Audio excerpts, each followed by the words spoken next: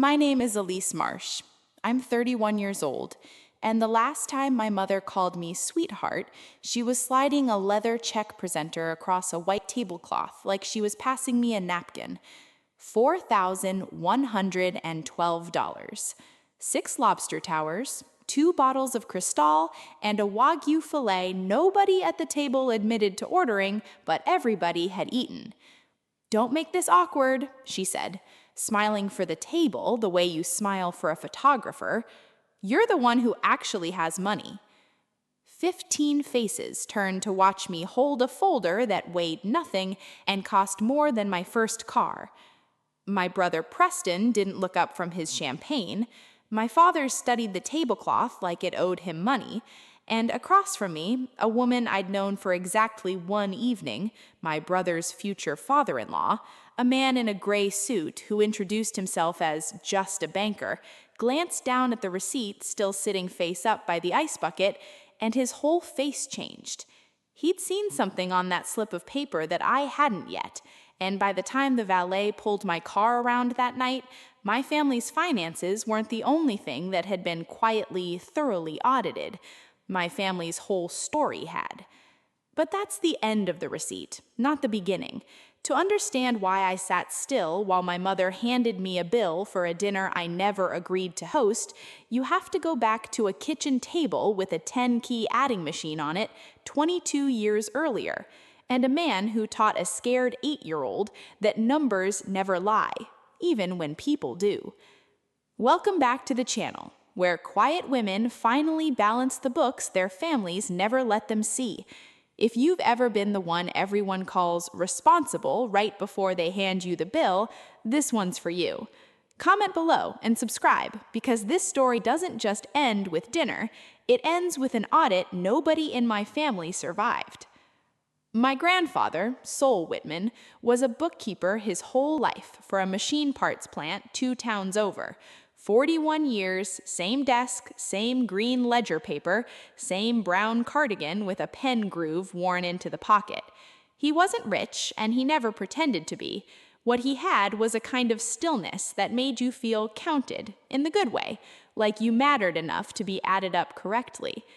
Saturday mornings, while my mother, his daughter, was off doing whatever mattered more, I sat at his kitchen table and he taught me to run columns, debits on the left, credits on the right, and if they didn't match at the bottom, you didn't guess, you went back and found the mistake. "Numbers don't get feelings hurt," he used to say, tapping the adding machine's paper tape. "People do. That's why people lie and numbers don't." My mother, Carol, ran our house the way she imagined Sol ran his ledgers, except her columns weren't honest. She kept score the way some parents keep baby books, except instead of first steps, she tracked contributions. Whose birthday got the good cake, whose report card got read aloud at Sunday dinner. And from the time I was small, there were 2 columns in that house, and I was never, not once, in the one that mattered. My brother, Preston, is 4 years older than me, and he was, by family consensus, the idea person. Every few years, he had a business, a food truck, a fitness app, a disruptive laundry startup, and every few years, it collapsed, and every few years, my parents refinanced something to cover it. Nobody called that a pattern, they called it believing in family. I was the other kind of child. I had a paper route at 11 and a bookkeeping side hustle for 2 neighborhood businesses by 16, keeping their receipts organized in a shoebox system Sol taught me. I brought home report cards with straight A's that got a nod and a good. Preston brought home a business plan on a napkin and got a standing ovation. Here's the detail I need you to hold on to, because it comes back at the end of this story, 22 years later, in a much more expensive restaurant. The summer I turned 19, I had $42,000 sitting in an education fund my grandfather had started the year I was born, one $20 deposit at a time, compounding quietly like the man himself. I had a CPA track picked out. I had a plan. That same summer, Preston's second restaurant concept needed $40,000 in emergency capital or the lease would default. My father sat me down with a folder — my family loved a folder, I want you to notice that pattern too — and explained in the calm voice he used for numbers he didn't want to argue about that the fund had been reallocated. Preston's venture was, in his words, a better use of capital right now. My mother, from the doorway, added the sentence I now hear every single time someone tells me family means something. You'll earn it back faster than he ever could. That's not punishment, Elise. That's just math. It was not, in fact, just math. I want that on the record early. Real math balances. What my parents did to that account did not balance. It just moved a debt from one column to another and called the transfer a compliment. I didn't scream. Screaming wasn't in the family's accepted chart of accounts. I did something quieter, and it turns out, much more permanent. I opened my own checking account the next week with the $400 I had left, finished a bookkeeping certificate at night while working the register at an office supply store, and started keeping a second ledger nobody in my family knew existed. Every dollar the household had ever moved through me, every loan I was never repaid, every time the word family got used as a line item excuse. I wasn't building a case for court. I told myself that for years. I was building it because Soul taught me that when the numbers don't match, you don't guess. You go back and find where it broke. Preston's restaurant failed anyway. 11 months later, the same as the others. Nobody at that Sunday table ever mentioned the $40,000 again. It simply vanished into the family's accepted losses, the way certain debts always do when the right person is expected to absorb them without asking for a receipt. The ultimatum came 2 years after that, on a Tuesday, in the kitchen, with my father reading numbers off a spreadsheet he wouldn't let me see. Preston's fourth venture, a boutique fitness concept, his words, needed a cosigner for a business loan, and the bank wanted collateral. My name was already on the paperwork. Nobody had asked me. My mother explained, not unkindly, the way you'd read someone their diagnosis, that family accounts don't require individual sign-off. We move as one household, she said. That's not a discussion, Elise. That's the family. I said no. Quietly, but I said it. The way you say a number you're sure of even when the room disagrees. My mother's face did something I'd only ever seen it do once before, when an auditor called about a discrepancy in my father's old business filings.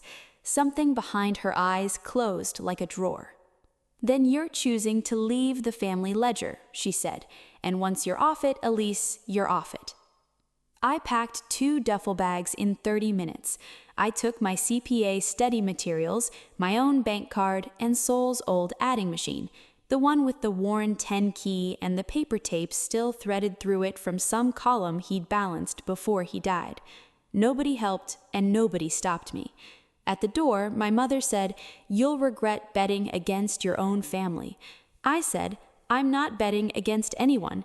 I'm just done being the collateral." The porch light went off before I hit the sidewalk. 12 years later, my mother would stand in a private dining room and hand me another folder, this one with a number in it 4 times higher than the one that got me thrown out. But first, she had to smile for a room and call me sweetheart one more time. Which brings us back to the check and the folder and the man in the gray suit who was about to change everything simply by reading a receipt the way his job had trained him to read. My grandfather's soul died the October I was 23. I found out 2 days late from a neighbor because nobody in my family thought to call. By the time I got there, the funeral was already scheduled by my mother, and when I called to ask about the arrangements, she used the phrase immediate family only, the way you'd cite a policy. I sat in my car outside the funeral home the day of the service, close enough to see the flowers through the window, and I never went in. 11 days after that call, I found a voicemail on my phone I'd somehow never played. 41 seconds, from Soul, left a week before he died. I know it's 41 seconds because the screen says so, not because I'd ever heard it end. I pressed play once, made it to 12 seconds. Elise, it's your grandfather, and don't you dare erase this, and stopped it like a reflex, because his voice sounding alive undid something in my chest I wasn't ready to have undone. I kept that voicemail for 6 years. I never once let it finish. Grief either flattens you or it becomes your opening balance. Mine became an opening balance. 8 months after we lost Soul, I took $11,000 out of savings, rented a 200 square foot office above a dry cleaner, and started my own bookkeeping practice. I named it Ledger and Line, for no family reason at all. I just wanted something that sounded like the opposite of a spreadsheet with my name quietly erased from it. My hiring policy was one sentence: hire the ones who show up and tell the truth about the numbers, even when the truth is bad. My first client was a diner on the edge of bankruptcy that every other bookkeeper in town had turned down as too messy. I didn't turn away messy. Messy was the whole job. We didn't lose that diner. Word travels fast in an industry built on trust, and trust, it turns out, compounds even better than money. 6 years later, Ledger and Line had 31 employees across 2 states and a client roster full of small businesses everyone else considered too risky to take seriously, the same way once a family considered me. If you're watching this while you're building something of your own in a rented office above someone else's business, while the people who share your last name call it a phase, I want you to hear this plainly. The people who wouldn't put your name on the ledger are not the ones you're building the balance sheet for. Subscribe if you want the rest of this, because the next phone call is the one that changed my last name. A regional credit union came to me 4 years ago with a mess nobody else wanted, a member business lending portfolio so tangled that 3 other firms had walked away. The compliance attorney assigned to untangle it with me was a man named Marcus Bell, and our first meeting was a 40-minute argument about reconciliation methodology that I won twice. He noticed Soul's adding machine sitting on my desk and asked whose it had been. Nobody in 8 years of client meetings had ever asked that question. Coffee from the break room turned into coffee from an actual cafe, which turned into 3 years of the steadiest, quietest good thing that had ever happened to me. He knew the whole ledger before he proposed: the reallocated fund, the cosigner ultimatum, the funeral I found out 2 days late. He said the sentence that closed the deal completely for me: "You didn't lose a family, Elise. You built a firm. The family part is just going to be optional from here." We married in her mother's backyard, 22 guests, a folding table, and Soul's granddaughter, my first client's actual granddaughter, small world, playing violin badly and beautifully.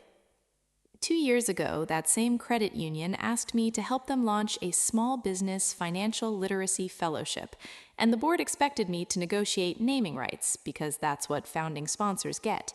I had one condition, and it wasn't my name. It would be called the Soul Whitman Fellowship, after a bookkeeper who spent 41 years keeping other people's numbers honest and never once got so much as a plaque for it. And my name would appear nowhere. Not on the press release, not on the plaque, not at the annual dinner. The first Soul Whitman Fellow, chosen that spring from 63 applicants, was a young woman finishing her accounting degree while working nights at a seafood restaurant to support herself. Her name was Sadie. She wrote me a thank you letter through the foundation without knowing who I was. I funded a stranger's future and told no one. This spring, that stranger sent me a save the date, because that stranger was marrying my brother. The engagement dinner was, on paper, my parents' idea, held at the kind of steakhouse where the menu doesn't print prices next to the seafood tower. I almost didn't go. I went anyway, and here is the smaller, truer confession underneath that decision. Some part of me was still standing at the bottom of a fund that no longer existed, holding a CPA license up toward a family that had never once asked to see it. That part of me RSVP'd yes before the rest of me finished reading the invitation. The dinner itself was lovely, the way steakhouses are lovely, expensive lighting standing in for warmth. My mother greeted me at the door in pearl gray with a hostess laugh bolted on, called me sweetheart for the cameras, and seated me at the far end near the kitchen, which I noted the way you note a discrepancy: small, easy to dismiss individually, impossible to ignore in aggregate. Item: the reservation had been made 3 weeks earlier without my knowledge, listing a party of 15. Item: 2 bottles of Cristal were already chilling before anyone sat down. Item: my mother steered every toast about Preston's new venture capital position backward into vague generalities the moment anyone asked a direct question about the company. Any one of those is nothing. A pattern of them is a ledger with pages missing, and I had spent 12 years learning that when my family curates a story that carefully, something isn't reconciling underneath it. Then the check arrived, and every item on it stopped being a coincidence. $4,112, 6 lobster towers nobody at my end of the table had ordered, a Wagyu fillet listed as a chef's edition compliments of the houseguest, except the houseguest, it turned out later, was me, decided by my mother unilaterally sometime between the appetizers and the entrees. My mother slid the leather folder down the table until it stopped in front of me, the way you'd pass someone a napkin, and smiled the hostess smile she reserves for cameras and audits. Don't make this awkward, sweetheart. You're the one who actually has money. The room went the particular kind of quiet that happens when everyone at a table already knows the answer and is only waiting to see whether you'll perform the expected math. Preston studied his champagne glass. My father studied the tablecloth, and I sat there running the actual numbers, the honest kind, the kind Soul taught me, and the honest numbers said this: I had never once agreed to host, sponsor, or underwrite this dinner. I had shown up as a guest, the way an invitation implies you're allowed to be. I opened the folder. I did not reach for my card. I asked, in the flattest, most reconciliation audit voice I own, whose card is currently on file for this reservation? The waiter, sensing weather, went to check. He came back with the restaurant's floor manager, a composed woman named Renata, who clearly did this job well and never once expected the question to matter this much.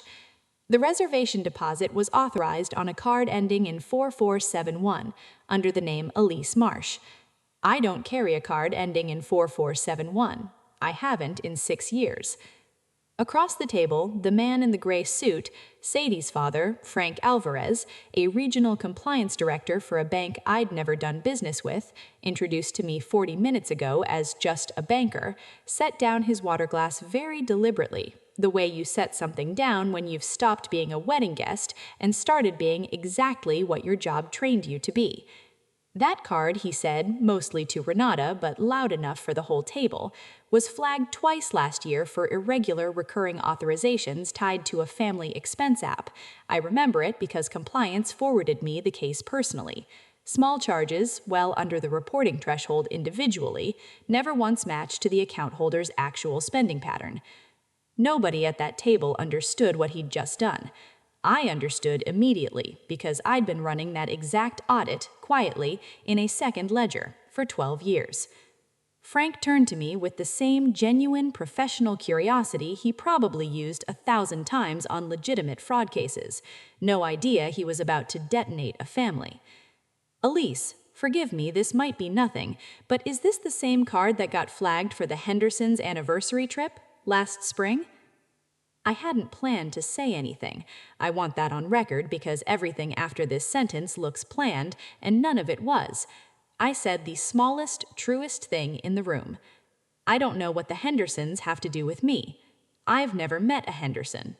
You wouldn't have, Frank said slowly, connecting something in real time behind his eyes. The charge routed through a shared household expense account, linked card, secondary authorization, opened under your name 6 years ago and never closed. 6 years ago is the exact year I moved out with 2 duffel bags and an adding machine. My mother's hand found her water glass and did not lift it. Her knuckles had gone the particular white of someone doing very fast arithmetic and not liking any of the sums. And here is the moment I want you to notice, because it's the whole story compressed into 4 seconds. She wasn't looking at Frank. She wasn't looking at me. She was looking down the table at my father, the way you look at a business partner when a shared account is about to be audited in public. "There's obviously been a mix-up," my mother said, laughing the hostess laugh one more time, thinner now, stretched further than it was built to go. "Family accounts get complicated. We'll sort it privately." But Preston, my golden, unbothered brother, chose that exact moment to lose 4 years of careful silence in a single sentence, the way people do when they've been quietly panicking under a smile for longer than anyone noticed. "Mom, just tell her it's fine," he snapped, too loud, past the edge of the table's patience. "She's the one with money. That's literally what the account's for." That's literally what the account's for? 15 faces turned toward our end of the table like a jury reaching a verdict. Frank Alvarez looked at Preston, then at my mother, then at me, and asked the only question that mattered, gently, the way you ask a patient something you already suspect the answer to. "Elise, did you authorize this household account? Any of it?" I could have detonated the entire family right there. 6 years of unauthorized charges, the reallocated education fund, the cosigner ultimatum, all of it laid open on a white tablecloth in front of my future in-laws and a room full of witnesses with nothing left to lose. 12 years of a second ledger had been building to exactly that kind of reckoning, and every part of me that still sat at the bottom of an empty fund wanted it. The first time in 6 years when his voice reached the 12th second, my thumb stayed down at my side, where it belonged. And I need you to hear this, honey, because nobody ever taught your mother how to say it to you. Numbers don't lie, kiddo, but people will use numbers to lie for them if you let them hold the pen. Don't you dare hand anyone your ledger just because they share your last name. You were never the deficit in this family, Elise. You were the only column that ever actually balanced. Come see me Saturday. Bring the adding machine. Click. 41 seconds. 6 years to finish 12 of them. I cried then, the only time in this whole story, so let the record show it, standing under a restaurant fountain in my husband's jacket, with my grandfather's voice finally allowed to finish a sentence he'd started before I was ready to hear the end of it. The fallout took about 6 weeks, and I want to be honest, I didn't orchestrate a single piece of it. I closed the unauthorized shared account the following Monday on the advice of my own attorney and sent my parents a formal, entirely unemotional letter documenting the discrepancy for their own records, the kind of letter Saul would have approved of, all facts, no adjectives. What happened after that, I only heard secondhand. The household account, once actually examined, showed 6 years of small, recurring, unauthorized charges, never large enough individually to draw attention, cumulatively substantial enough that Frank's bank flagged the pattern formally once Sadie asked him to look. My parents refinanced their home to cover the resulting liability. Preston's engagement to Sadie survived, barely, on the condition, her condition, not mine, that his name go on nothing financial that wasn't fully his own for the next 2 years. My mother resigned from her position on the country club's finance committee that fall, citing family obligations, a phrase doing more work than any 4 words should. My father sent me one email in November, no subject line, 1 sentence. "Your grandfather would have been proud of how you closed that account." I read it maybe 20 times. I never answered it. Both of those things are true at once, and I've stopped needing them to argue with each other. The old family ledger, the real one, the one Carol kept in her head her whole life, tracking who deserved what, still exists somewhere, I assume. Nobody closed it. Systems like that rarely get closed. They just lose jurisdiction, one escaped account at a time.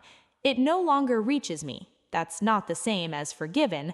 I've made my peace with the difference. 6 months later, on an ordinary Saturday, I sat at my own kitchen table and ran the columns the way Saul taught me, unhurried, honest, thorough.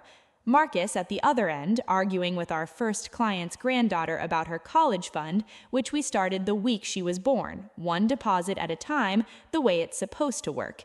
Sadie, who calls now more than my own brother does, dropping off a lemon cake nobody asked her to bring and everybody finishes, Saul's adding machine on the shelf behind me, paper tape still threaded through it, one column that's never once needed correcting. If a family ever handed you a bill for a seat you never agreed to buy, hear this. Love that has to be paid for was never love. It was a line of credit with your name quietly added as collateral, and you are allowed to close that account. The table you build after will only ever include the people who show up with their own card, ready to split it evenly every single time. That's my story. One adding machine, one unfinished voicemail, and a check I refuse to sign for a dinner I never agreed to host. If someone in your life has ever handed you the bill for your own place at their table, take this as your sign to open your own account instead. Share this with someone who needs the permission today. Drop a comment telling me what's sitting in your own ledger. Hit subscribe, and I'll see you in the next one.